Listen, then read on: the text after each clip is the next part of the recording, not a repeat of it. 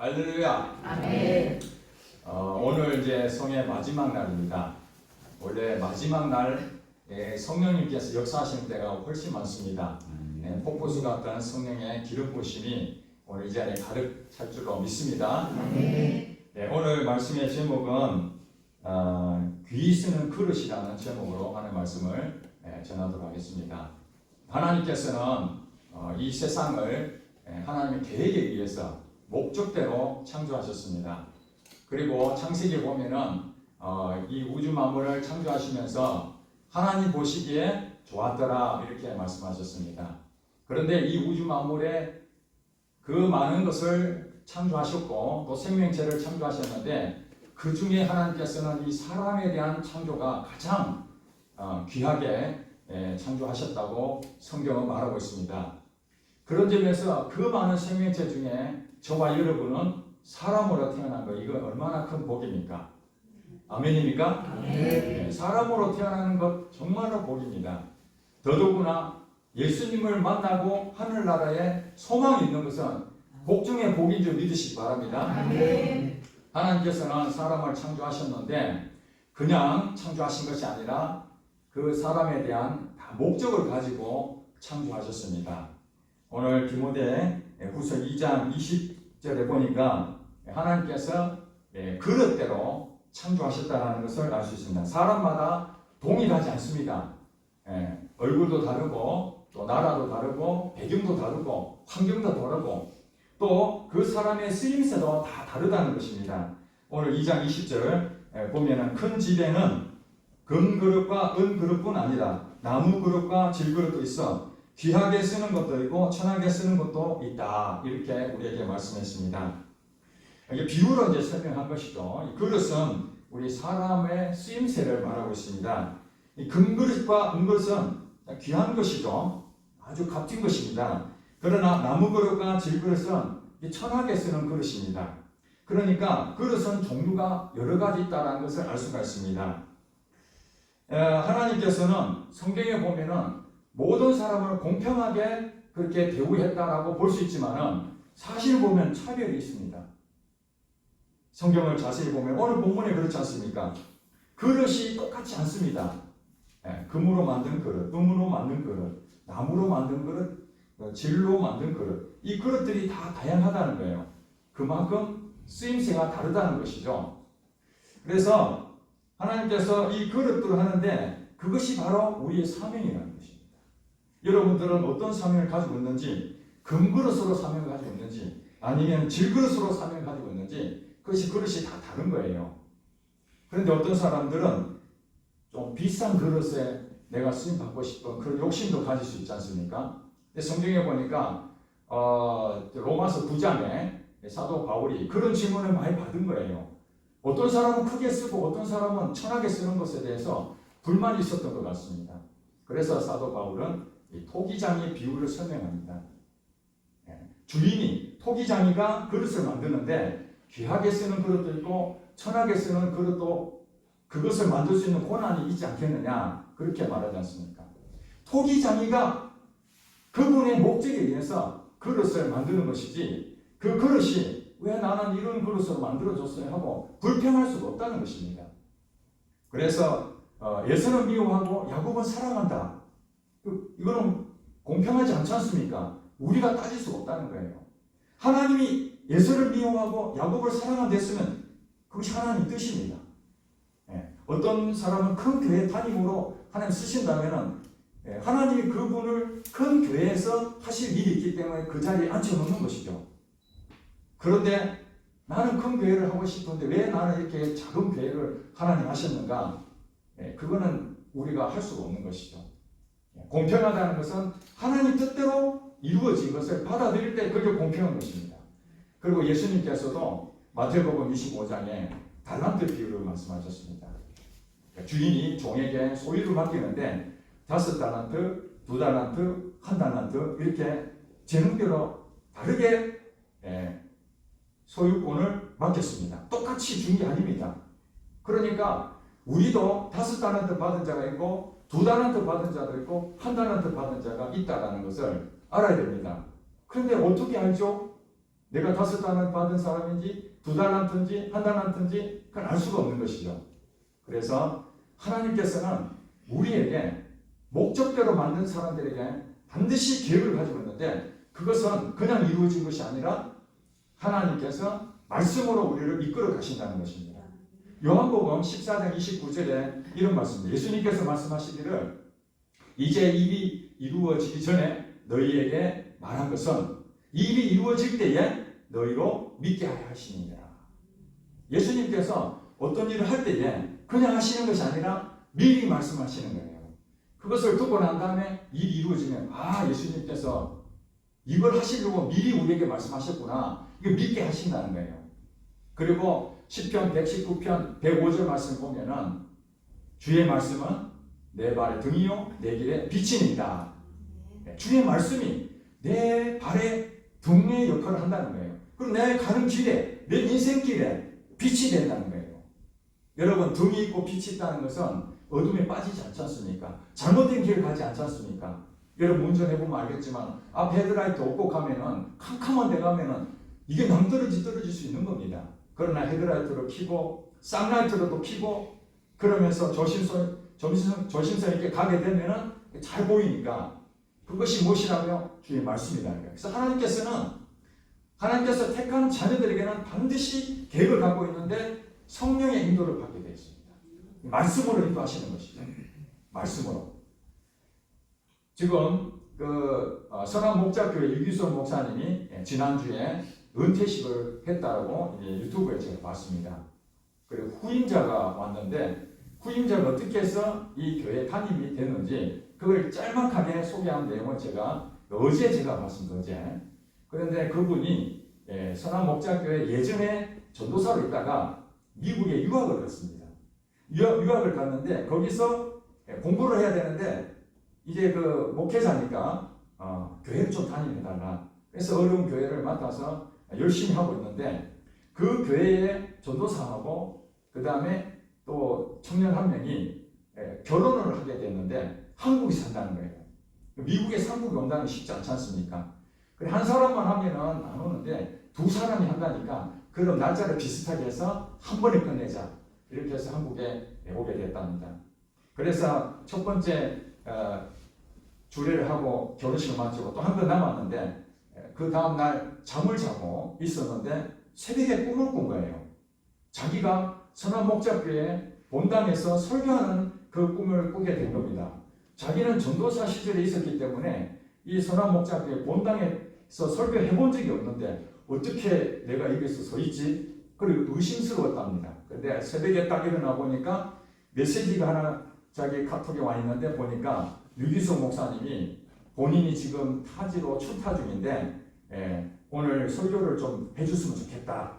그래가지고 이분이 꿈을 안 꿨으면은 그것을 그냥 무시할 텐데 그 말 듣고 알겠습니다 해서 그날 설교를 하고 그 다음 주에 또 한 자매의 그 결혼식을 마치고 이제 미국으로 귀국한 겁니다.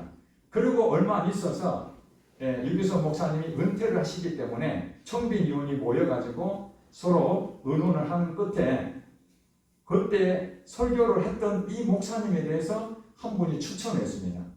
그때 와서 했던 이 설교 청문회를 받았다. 그래가지고 그분이 추천돼가지고 최종적으로 선한목자교회 담임 목사가 됐다는 거예요. 그래서 그분이 하시는 말씀이 그때 결혼식이 없었으면 한국에 갈 일도 없었을 것이고 또 그 꿈을 안 꿨으면은 그 목사님이 말씀하시더라도 두려워서 하지를 못했을 것이다. 하나님께서 자기가 이 단에 설 것을 미리 꿈으로 보여주시고 또 인도하셔서 거기서 설교 한번 한 것이 오늘 여기 청빙에 어떤 역할을 해가지고 자기가 담임 목사가 됐다. 이걸 제가 보면서 우리가 볼 때는 우연한 일이죠.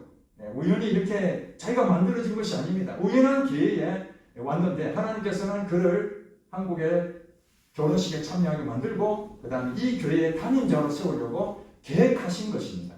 말씀을 통해서 꿈을 통해서 그를 이루어낸 것이죠. 저도 사업을 열심히 하고 있는데 한 집회를 통해서 은사 있으신 분이 저에게 예언의 말씀을 해주셨습니다. 제가 그때 감리교회 본사였는데 본사님은 앞으로 목회자가 될 것입니다. 지금 말고 앞으로 목회자가 될 것입니다. 하는 그런 얘기를 들었습니다. 제가 한참 사업을 하고 있는데 목회자의 부르심이 있었던 것이죠. 그래도 그분이 말씀하신 대로 바로 가는 것이 아니라 저도 확증을 해야 되니까 그 일을 놓고 기도를 했습니다. 어느 날 하나님께서 이제 때가 되어서 신학을 하라는 그런 사인을 받고 이제 목회자의 길을 가게 됐습니다. 그 전도사님이 제게는 하나님이 성령에 인도하신 메시지였던 것입니다. 그걸 통해서 하나님께서 나를 부르시는구나 마음의 준비를 하게 된 것이죠. 이것이 사람으로 볼 때는 아주 우연처럼 보이지만 하나님 보실 때는 그것이 필연이라는 것입니다. 어떤 사람은 운명이라고 할 수 있는데 그건 세상 사람들이 보는 그냥 로봇처럼 만들어진 것이죠. 이 사람은 앞으로 어떻게 살고 어떤 일을 하며 어떤 고생을 하고 그 다음에 언제 죽을 것이며 이게 딱 정해져 있는 대로 간다. 그런데 우리는 그걸 믿지 않지 않습니까? 모든 것은 하나님이 주권하에 있다. 그래서 하나님께서는 우리를 계획을 잡고 인도하시는데 그것은 말씀을 통해서 성령의 인도하심을 통해서 우리가 무엇을 해야 될 것인지 나는 어떻게 쓰임 받을 것인지 그것을 안내해 주는 것이죠. 그래서 요셉을 보면은 요셉이 어렸을 때에 하나님께서 꿈을 통해서 보여주셨지 않습니까? 형들이 자기에게 절을 하는 꿈을 꿨습니다. 참 희한한 꿈이죠. 아니 내가 형들한테 절을 해야 되지 형들이 나한테 절을 해? 그것이 자기는 몰랐습니다. 그렇지만 하나님 주셨는데 한 번 주는 게 아니잖아요. 2번 주신 이유가 무엇입니까? 한 번은 그냥 흘려보낼 수 있는데 2번을 주면은 하나님 내게 주신 게 맞구나 확인을 주신 것이죠. 저도 예전에 하나님이 어떤 사인을 주면 한 번 할 때는 그냥 잊어버렸는데 한 번 똑같은 게 올 때가 가끔씩 있습니다. 그때 하나님이 내게 말씀하시는구나 이런 사인을 받았습니다. 요셉도 그랬던 것이죠. 그래서 요셉은 사실 자기 꿈이 없었습니다. 자기는 애굽 땅에서 국무총리가 될 꿈은 전혀 생각도 못했습니다. 그런데 하나님께서는 이스라엘 백성들을 이 큰 나라를 민족을 만들기 위한 계획을 오래전부터 세우셨지 않습니까? 아브라함 부를 때부터 이미 이스라엘 큰 민족으로 만드실 계획을 다 세워놓고 그 다음에 이 민족들을 어떻게 보호할 것인가. 그때는 그 족속들이 아주 강한 족속들이 많지 않습니까? 이스라엘 족속들은 그 당시에 요셉이 있을 때는 한 70여 명 됐지 않습니까? 그 정도 가지고는 못 이깁니다. 주변 사람들한테 이길 수 있는 힘이 없습니다. 하나님께서 그래서 애굽이라는 강대한 나라에 보호막을 치기 위해서 한 사람을 선택했는데 그 사람이 요셉이었던 거죠. 요셉이 알았을까요? 몰랐죠. 몰랐습니다. 그러나 어떤 사람은 그렇습니다. 자기는 꿈이 있는데요. 제가 꿈꾸는 대로 이루어졌는데 물론 그렇습니다. 어떤 사람은 어렸을 때 의사를 내가 해야 되겠다 해서 열심히 공부해서 의사가 되는 사람도 있습니다. 그러나 어렸을 때 대통령 되겠다고 대통령 된 사람 별로 없잖아요. 근데 대통령 된 사람도 있습니다. 김영삼 대통령은 어렸을 때부터 대통령 꿈을 꿨다 하더라고요. 그러니까 내가 꾸는 꿈도 이루어지는 게 있고 이루어지지 않는 게 있습니다. 그러면 이걸 어떻게 해석해야 되느냐. 하나님께서 벌써 그 마음에 이룰 것을 교회를 다니든 안 다니든 상관없이 우리가 예수를 믿기 전에도 하나님은 우리의 계획을 다 갖고 계시거든요. 저희 부모님은 교회를 안 다니셨던 분입니다. 그분들이 뭘 알겠습니까? 그렇지만 하나님은 그 예수를 믿지 않는 그 2분을 통해서 저를 작정하신 거잖아요.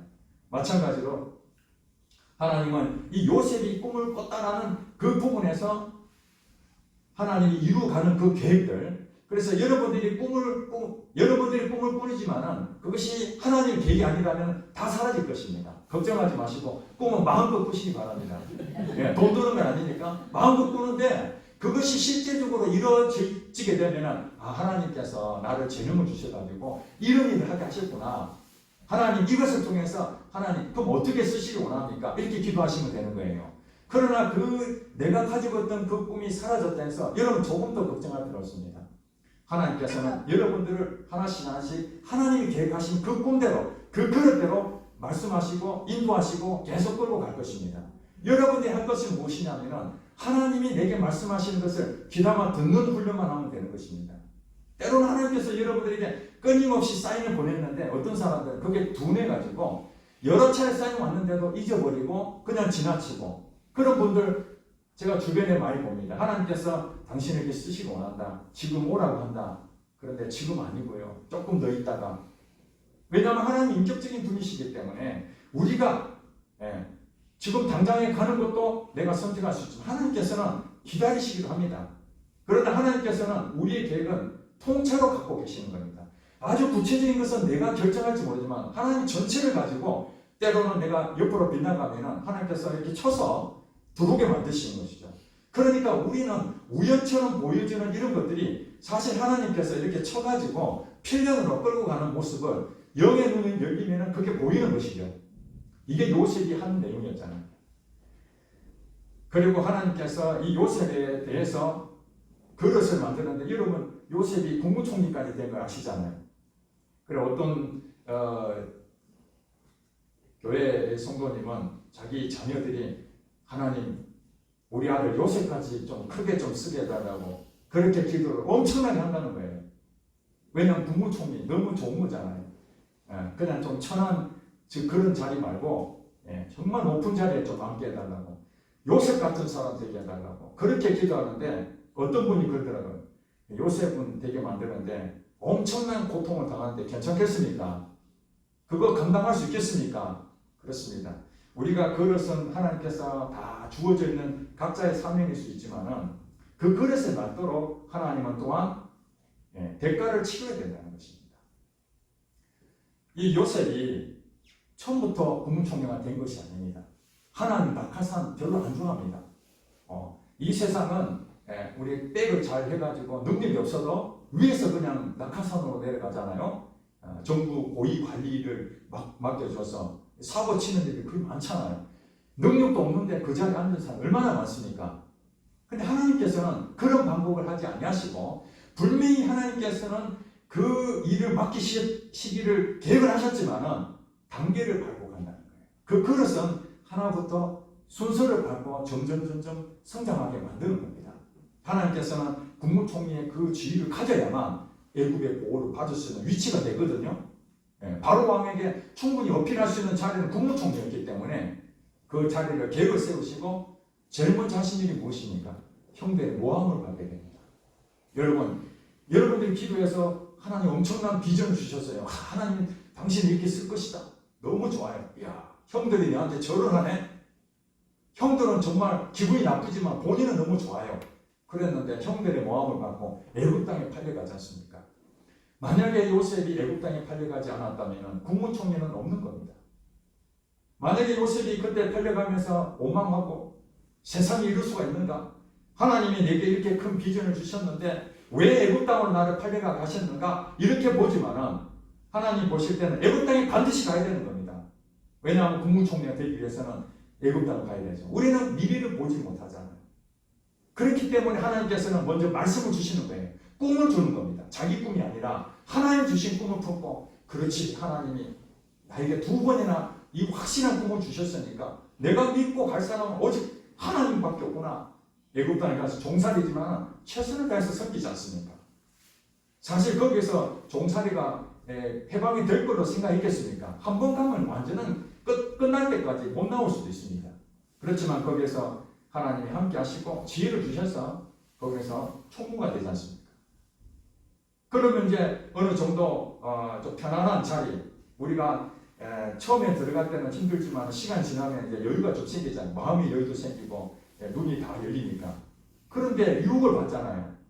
여러분 이 세상에 살면서 하나님의 쓰시고자 하는 그 그릇들은 대부분 편안한 길로 가는 것이 아니라 종살이를 해서 이제 몸이 좀 편안해질 쯤 되니까 보디발의 아내가 유혹을 해서 성적으로 타락하게 만드는 악한 역사가 거기 시작된 것이죠. 그것도 젊은 나이에, 혈기왕성한 나이에 그걸 끊어내기 엄청 어렵지 않습니까? 그런데 그가 뭐라고 얘기합니까? 하나님 보시기에 두려워서 그 일을 못하겠다고. 만약에 요셉이 느긋한 마음으로 하나님은 분명하게 깊은 관계를 갖지 않았다면 넘어질 수밖에 없는 일입니다. 그냥 우리가 볼 때 보디발 아내가 유혹하니까 쉽게 무리친 것 같이 보이지만 아닙니다. 그 안에서 하나님께서 역사하신 그것을 우리는 다 기록이 안 되어 있지만 하나님하고 친밀한 관계에서 오직 하나님밖에 없습니다. 그런 마음에 들어가다 보니까 보디발의 아내가 왔더라도 육신의 생각으로 가지지 아니하고 오직 하나님만 바라보고 그걸 거절하잖아요. 그러면 이 정도 되면은 상 받아야 되지 않습니까? 우리가 볼 때 세상과 타협하지 아니하고 정말 끝까지 믿음을 지켰으면은 하나님이 잘됐다 해서 더 좋은 데 가야 되는데 감옥을 왜 보냅니까? 감옥을. 지금 여러분 오랫동안 교회를 다니신 분들은 이 내용을 다 알고 계시지만은 여기에 일부 교회를 이제 나온 지 얼마 안 됐기 때문에 저희 같이 설명하는 겁니다. 이해를 좀 해주시기 바랍니다. 감옥에 들어가서 사실은 정말 종살이보다 더 힘든 일이잖아요. 거기서도 하나님의 말씀을 생각하면서 끝까지 열심히 했더니 시간은 자꾸 지나는데 답은 없잖아요. 예, 물론 꿈풀이를 하나님이 은사를 주셔가지고 거기 들어왔던 두 사람을 꿈풀이 해줬지만은 요셉이 기대했잖아요. 제발 가거든 나 좀 살려달라고. 그렇지만 잊어버리지 않습니까? 누가 잊어버리겠습니까? 그 장관이 잊어버린 것이 아니라 하나님이 그 생각을 잊어버리게 만든 것입니다. 요셉이 생각할 때는 섭섭한 일이죠.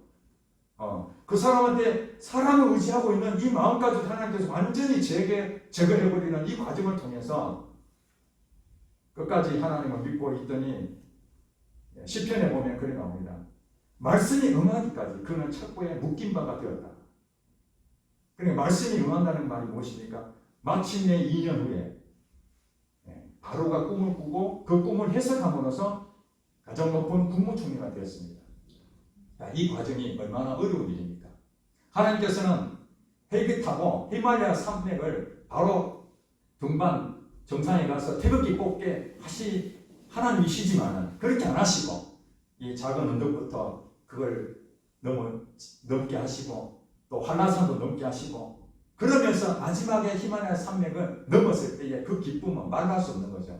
그 사람 히말라야 산맥을 정상을 정복했다는 것은 무엇입니까? 그만한 능력이 생긴 것입니다. 그는 어디 가더라도 산을 두려워하지 않는 자가 된 것입니다.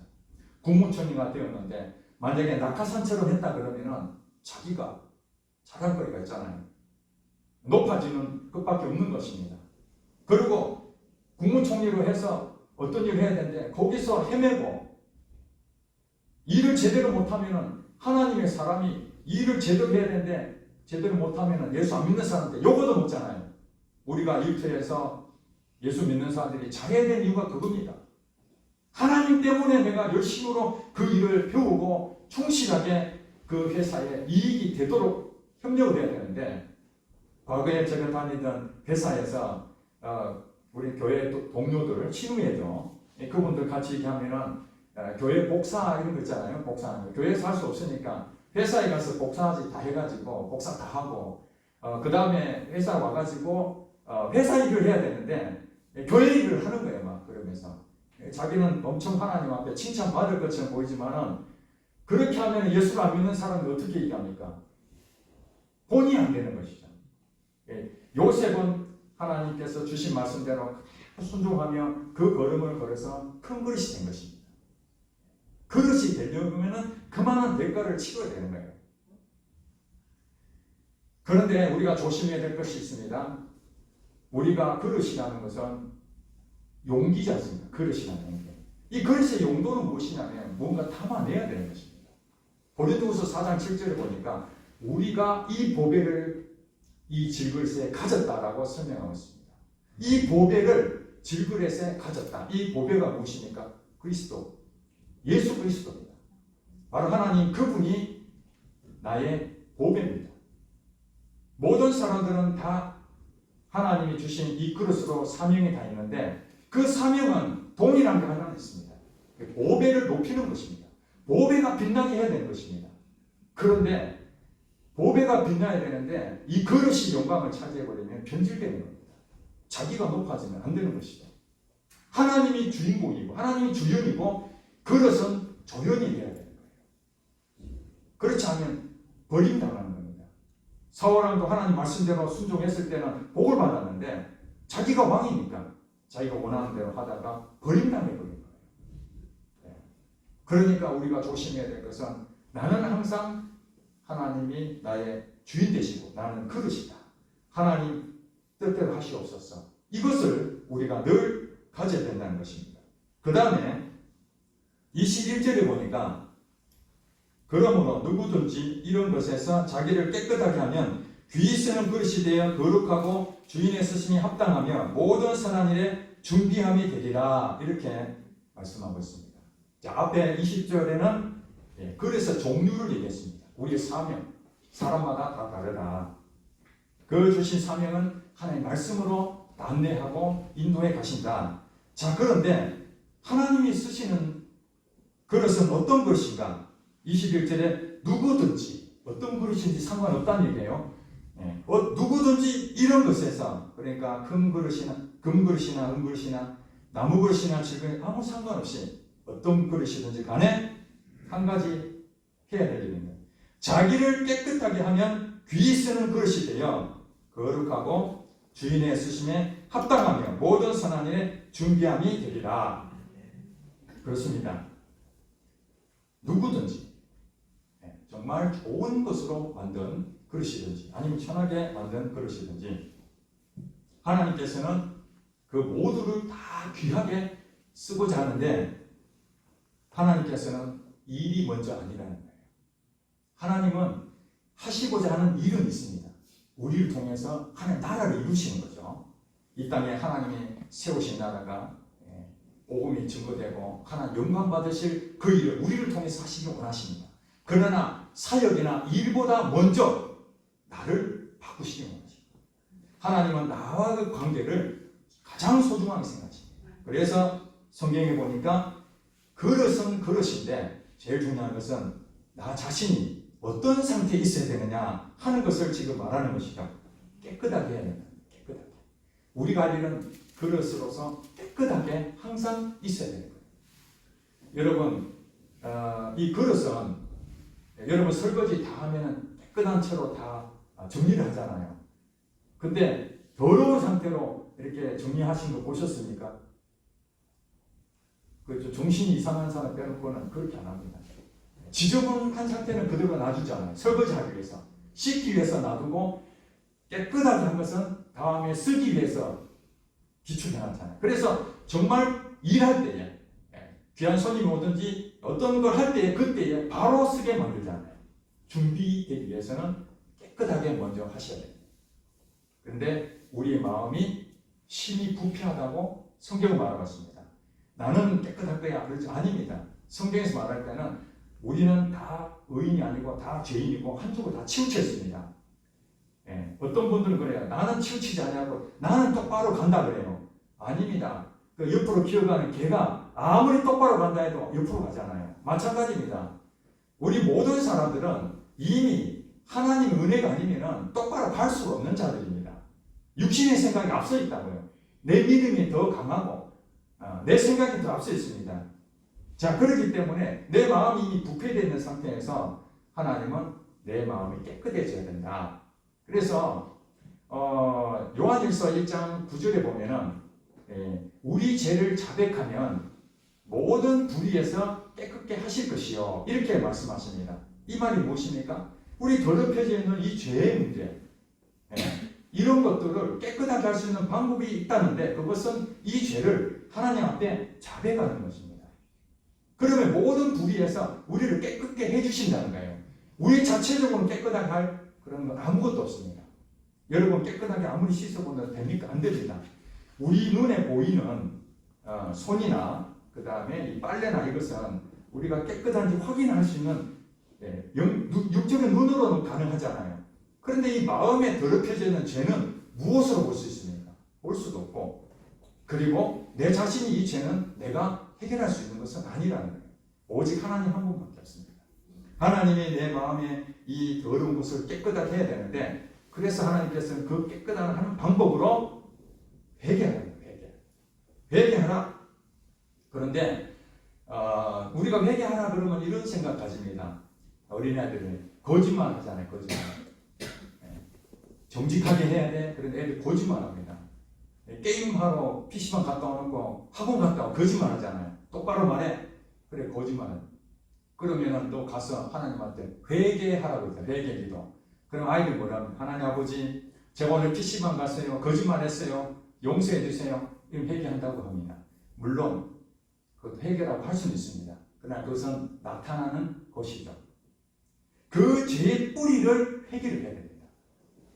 죄를 통해서 나타나는 것이 거짓말이요, 욕하고 사람을 뭐라 하고 혈기를 부리고 각종 그런 것들이 죄의 열매들이 많습니다.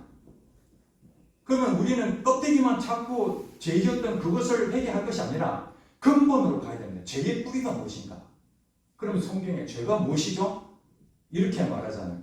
회개 기도를 하긴 해야 되는데 그 죄가 무엇인가? 성경에 요한복음 16장 9절 말씀 보면은 죄에 대하여라 함은, 죄에 대해서 얘기합니다. 죄에 대하여라 함은 그들이 나를 믿지 아니합니다. 사람들이 예수님을 믿지 아니하는 것이 죄라고 말합니다. 우리는 둘 중에 하나입니다. 나를 믿든지 예수님을 나의 주인으로 믿든지. 둘 중에 하나입니다.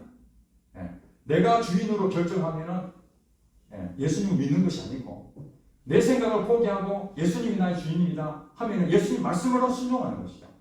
그런데 예수님을 믿는다 하면서도 믿지 아니하는 것이 죄라고 했습니다. 그러니까 내가 예수님을 믿지 아니하고 내 마음대로 살았습니다. 이것을 회개하라는 것입니다. 또 하나는 로마서 14장 23절에 보면은 믿음으로 따라하지 아니한 것이 죄다 이렇게 또 나옵니다. 믿음으로 따라하지 아니한 게 죄다. 그러니까 어제 말씀드렸잖아요. 말씀이 실제가 되려면은 믿음을 통해서 실제가 되는 거거든요.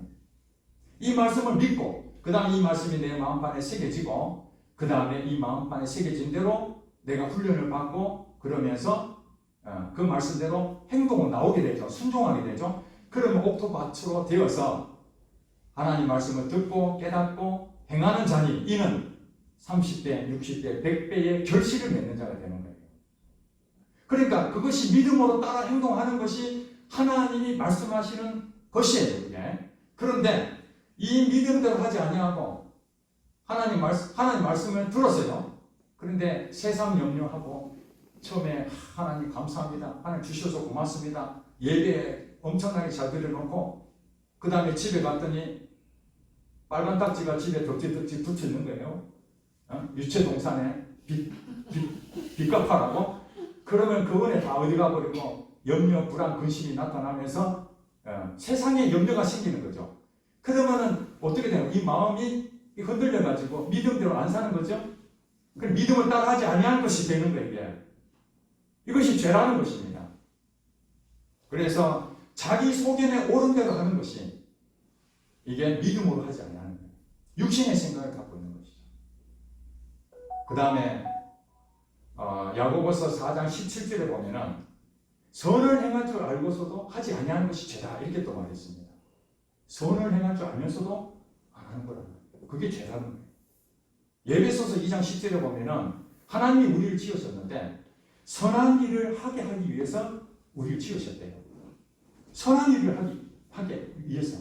이 선한 일이 무엇입니까? 하나님 뜻대로 나타나는 것이 선한 일입니다. 예수님에게 와가지고 선한 선생님이요 이러니까 예수님 뭐라고 얘기합니까? 어찌하여 나를 선하다고 하느냐? 선하신 분은 오직 하나님 한 분이십니다. 하나님이 기준이에요. 하나님이 선입니다. 하나님 말씀이 선입니다. 하나님 말씀을 벗어나면 다 악이 되는 거예요. 그러니까 하나님이 선한 것을 위해서 각각에 맡겨진 사명대로 그렇게 하는 것이, 아버지 뜻대로 행동하는 것이, 사명을 감당하는 것이 선을 행하게 되는데 그 선을 행할 줄 알면서도 아니한 것이 죄다. 사명을 주셨는데 사명을 감당하지 아니하고 내 마음대로 가버리면 어떻다는 거예요? 그게 죄다는 거예요. 하나님께서 내가 너를 쓰고 싶다. 너가 이리 와라. 하나님 저 아직 때가 안 됐습니다. 나 조금 더 있다가 돈 좀 더 많이 벌거든. 그러신 분 많잖아요. 목회자 부르시면 했는데 아멘하고 가는 사람보다도 하나님 지금은 때가 아닙니다. 자기가 때를 정하는 겁니다. 하나님 조금만 기다려주세요. 제가 그래도 할 것 다 해보고. 이 청년들이 더 합니다. 예수님을 깊이 믿어버리면 자기 하고 싶은 거 하나도 못할까봐 하나님 제발 나중에 내가 갈 테니까 지금은 내가 재밌는 것 좀 하고 나중에 갈게요. 이런 얘기 합니다. 제가 아이들한테 기도하라 그러죠. 기도하면 뻔히 그 일 못하게 할까봐 기도를 안 한다는 거예요. 나쁜 짓이는 거 뻔히 알거든요. 이거 하나님 기뻐하지 않는 걸 알거든요. 그러면 기도하라 그러면 하나님 그거 하지 마 할까봐 기도를 의도적으로 안 한다는 거예요. 왜냐하면 하고 싶어가지고. 자기가 뜻을 정하고 자기가 결정하는데 아닙니다. 하나님이 사인을 주시면은 다른 건 몰라도 하나님 사인 주시면은 깊이 그걸 가지고 기도해야 됩니다. 이것이 죄를 안 짓는 거예요. 선한 일을 할 줄 알면서도 행해야 되는데도 안 하는 거. 이 사명을 감당해야 되는데 감당하지 못할 때 이게 회개 기도를 거기서 해야 되는 것이죠. 그리고 디모데전서 4장 5절에 보니까 우리가 깨끗해져야 되는 부분에서 어떻게 하면 거룩해질 수 있는가? 말씀과 기도로 거룩해진다. 이렇게 말씀하십니다. 하나님은 그냥 우리에게 무대가리로 막 그냥 뭐라고 하고 무질서하게 여러분들은 막 그냥 함부로 다루는 게 아니라 다 하나님 말씀이 여러분들에게 갈 수 있는 방향 다 제시해 주시고 깨닫게 하시고 길을 다 안내해 주십니다. 어떻게 그럼 우리가 거룩해질 수 있지? 말씀과 기도로 거룩해질 수 있다. 레위기 11장 45절 보면 내가 거룩하니 너희도 거룩하라. 하나님은 거룩하신 분이십니다. 하나님은 의로우신 분이에요. 그런데 우리 죄인이 하나님하고 같이 이렇게 대화가 되겠습니까? 우리 마음밭이 정말 옥토밭이 되어서 부드러운 마음이 되어가지고 육신의 생각하지 아니하고 오직 말씀을 따라서 아멘하고 순종해져야 하나님하고 서로 주거니 받거니 내야 이걸 하기로 하는데 알겠습니다. 이렇게 100% 순종할 수 있는데 자기 고집 내세우고 자기 가치관, 자기 경험들 이걸 잔뜩 갖고 있는데 하나님께서 얘야 이거 해야 되겠다. 하나님 지금 때가 아닙니다. 하나님 제가 가고자 하는 것은 이거거든요. 하나님 조금 수정 좀 해주시면 좋겠습니다.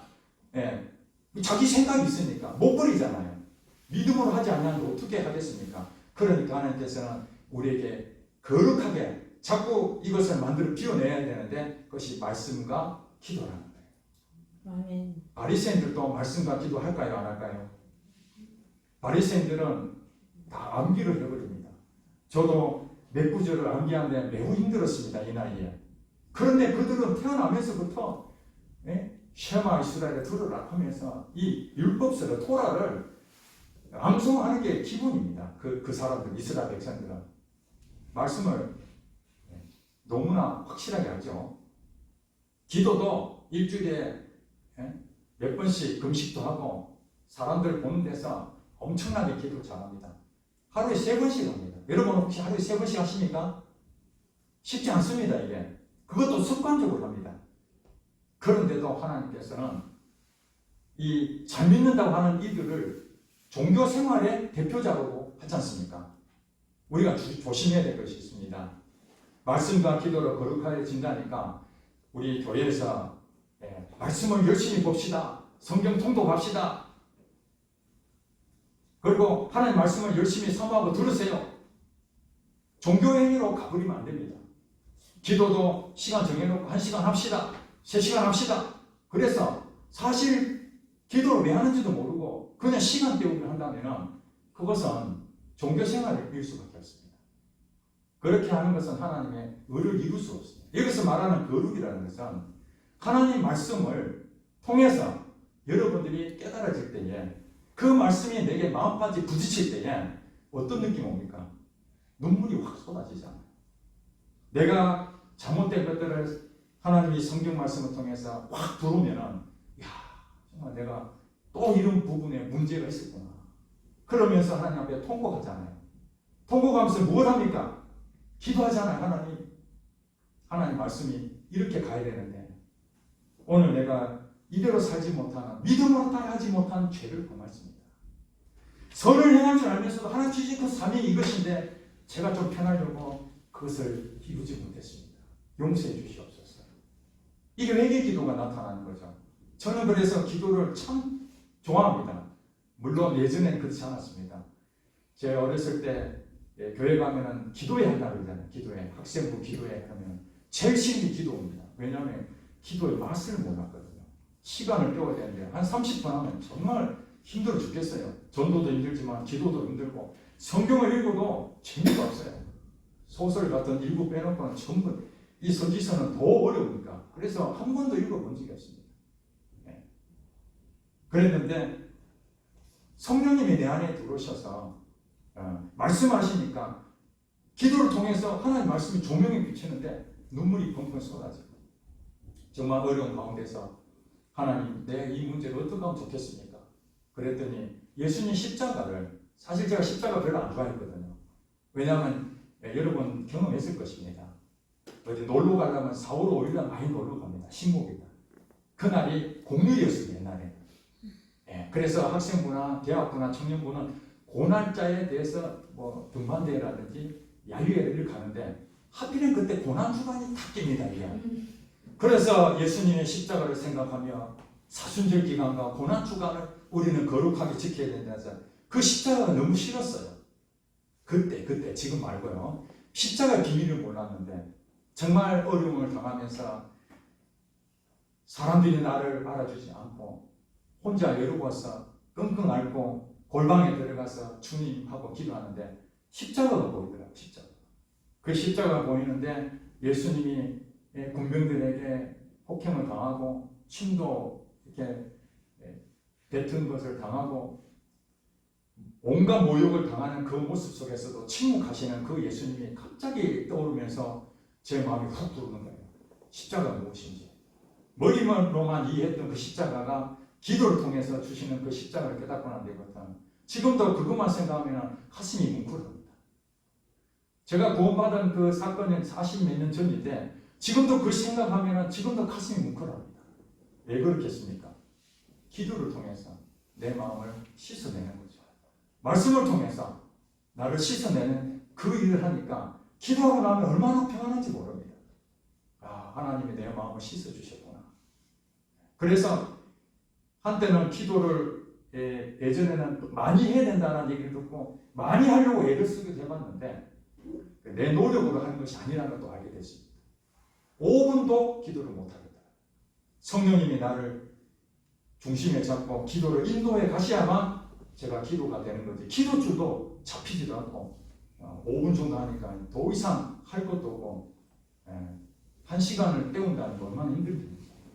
근데 성령님께서 인도하여 가셔야만 기도도 하게 되고 말씀도 내가 읽지만 성령의 영의 눈을 열어주지 않으면 이 말씀도 보지 못한다는 걸 알게 됐습니다.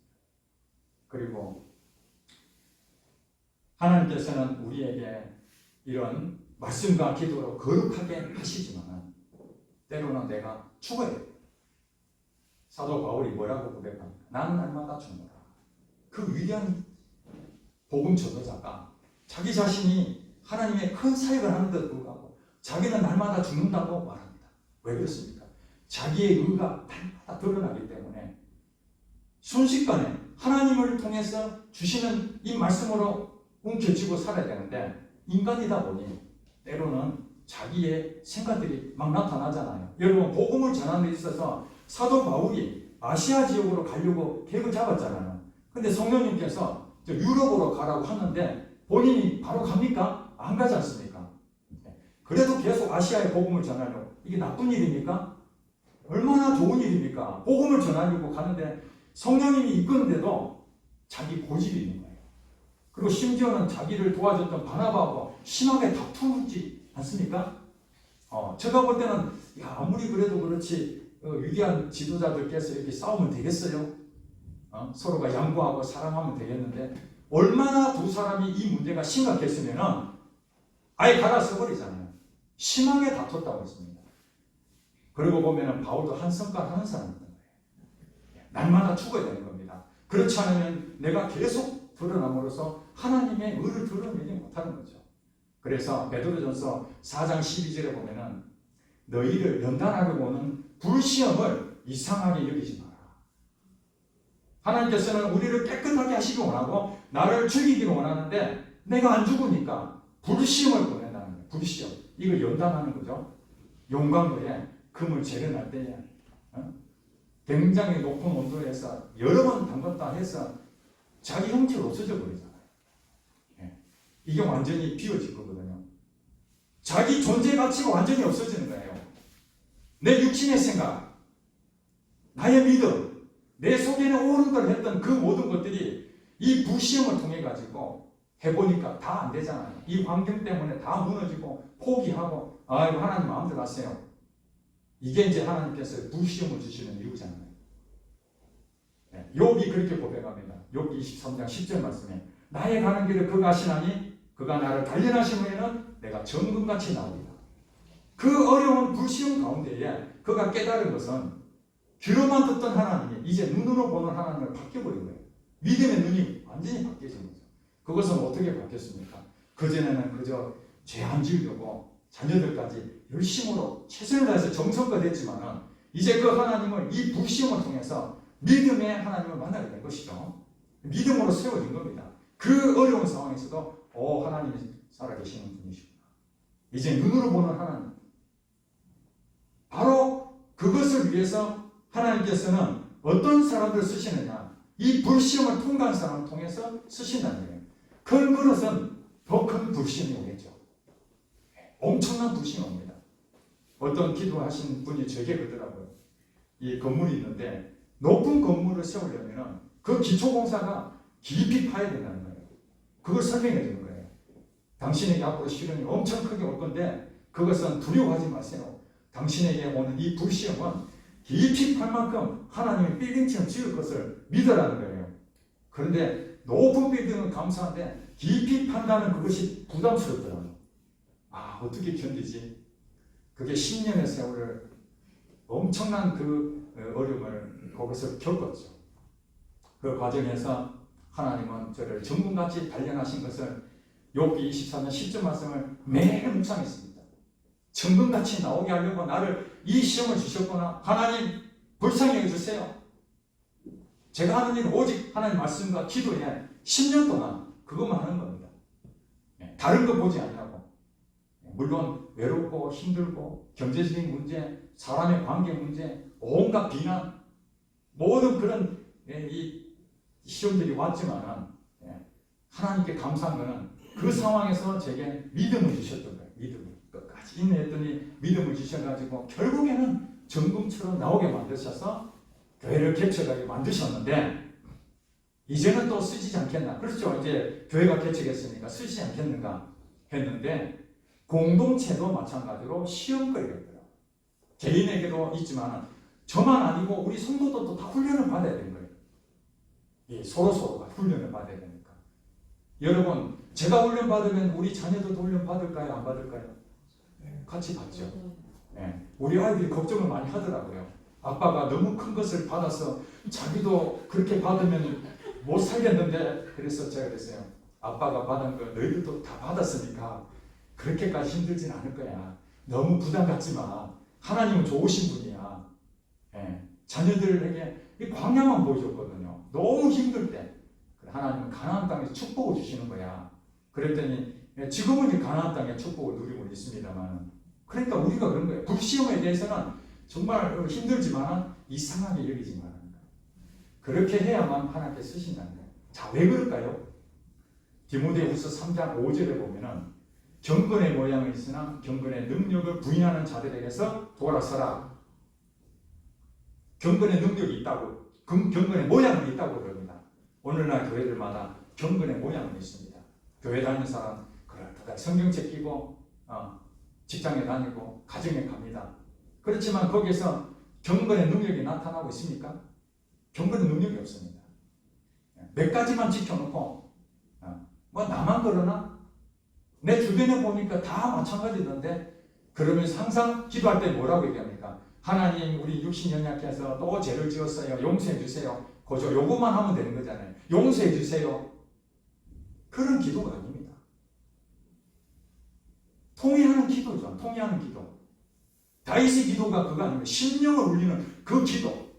그걸 말하는데 늘 반복되는, 난 연약하니까 늘 넘어지는 그 수준의 기도가 아닌 겁니다.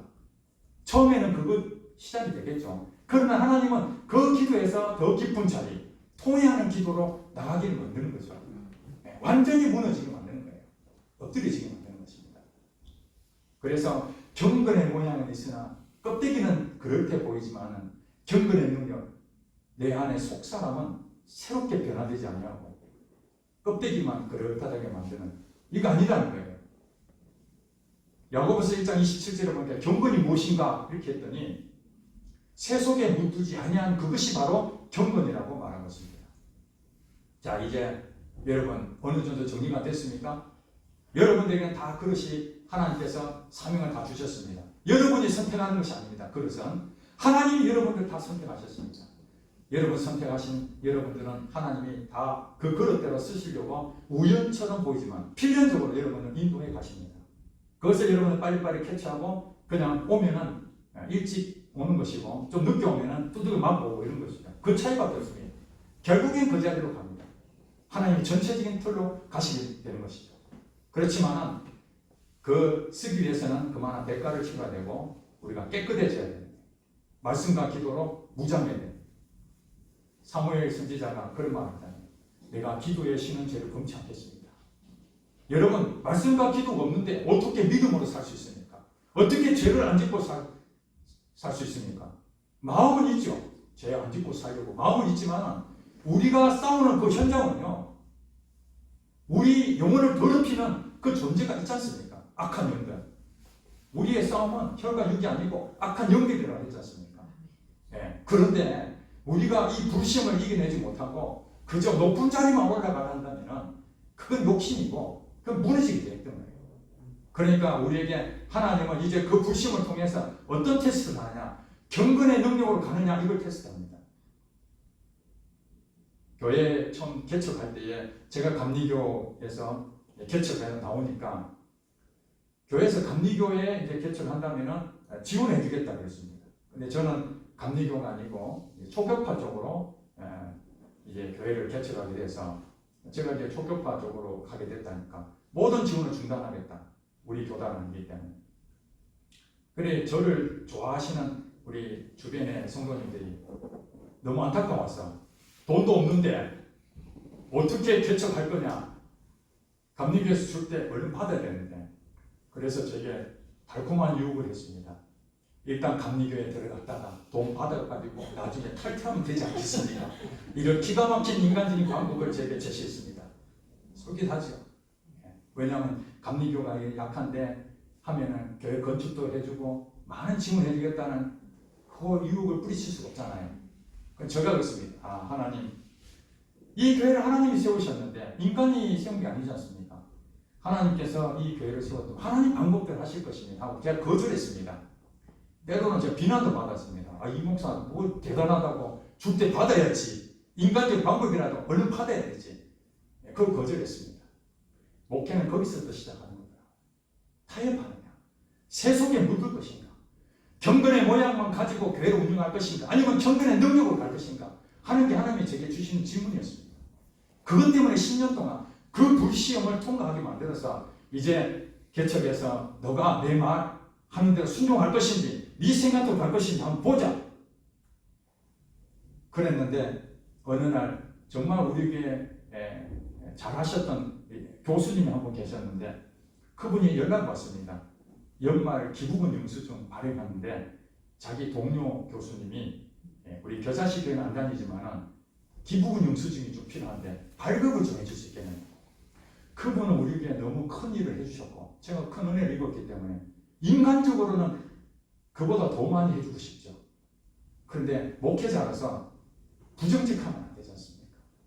하나님 말씀을 설교를 하고 정직하게 살자라고 해야 되는데 기부금 영수증 끊어줘가지고 가짜로 끊어주는 일인데 그걸 해줬다가는 그 사람에게는 좋은 얘기 들을지 모르지만 제 양심이 그래서 못했죠. 그래서 정중하게 용서를 구하고 못했습니다. 그 뒤에 여러 번 그런 일이 있었습니다. 이상하죠? 성도님들은 그걸 전혀 생각하지 않는지 아니면 저를 테스트하는지 계속 실제로 금액보다 더 많이 끊어달라. 아니면은 다른 분이 있는데 돈 줄 테니까 그걸 한 3천만 원 끊어달라. 제가 못한다니까. 아, 불교 절에서는 많이 끊어주던데 왜 안 끊어주냐고. 그 불교 가라고. 그런데 다른 교회는 그렇게 많이 끊어준다고 합니다. 제가 지금 자랑하고자 한 것이 아닙니다. 한 번 타협하면 두 번 쉽다는 거예요. 그리고 청년 한 명이 전혀 교회를 안 다녔는데 전도 받아서 왔습니다. 그 청년을 저희 아들처럼 그렇게 나누겠습니다. 정말 먹을 것도 주고 돈도 빌려주고 그 직장도 구해주고 우리 아이들이 질투 느낄 정도로 그랬는데 그 한 청년이 어느 날 시민교로 갔습니다. 왜냐하면 그 시민교에 가려고 한 것이 아니라 그 청년들이 많으니까 한번 간 거예요. 갔는데 눈이 휘둥그러진 겁니다. 아, 이 조그만 교회에서 자기가 그래도 신앙생활 잘한 줄 알았는데 우물안 깨물었구나. 청년들이 뭐 수십 년이 자기하고 비슷한 사람들이 막 청년 문화가 대단하지 않습니까? 그래가지고 자기는 거기 가야 되겠다는 거예요. 근데 그것 때문에 제가 얼마나 마음이 아팠는지 모릅니다. 다른 사람 다 떠나더라도 너는 안 떠나겠지 했는데 그 한 청년이 떠났는데 마음이 너무 아픈 거예요. 하나님이 그 마음 주시더라고. 너가 사람을 의지하지 마라. 제가 그 한 청년 떠나보내면서 하나님이 제게 말씀해요. 그렇구나.